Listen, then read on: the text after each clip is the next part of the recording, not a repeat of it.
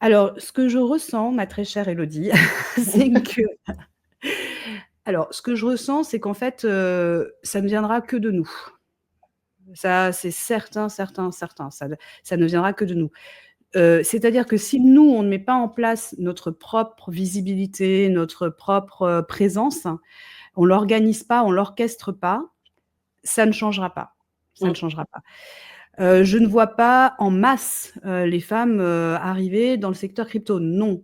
Celles qui travaillent en plus dans la crypto n'ont pas envie d'en parler de tout ça parce que de 1, elles ont pas envie d'être considérées comme des femmes dans la crypto, ça c'est pas leur sujet. Elles veulent être des compétentes, quelqu'un de compétent dans la crypto, mais sans tout le temps faire valoir le statut féminin.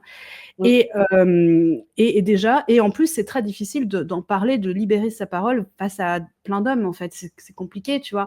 Donc moi, j'en profite parce que j'ai pas d'enjeu. Et quand je me retrouve dans un univers crypto masculin, Mm. je fais exprès, je mets les pieds dans le plat.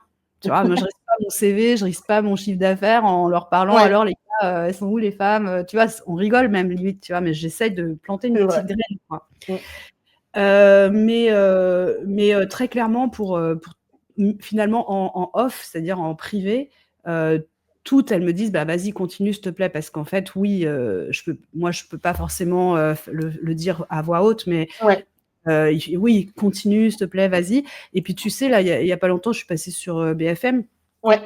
et en fait la journaliste elle-même elle m'a dit bah en fait j'ai énormément de mal à trouver des profils féminins.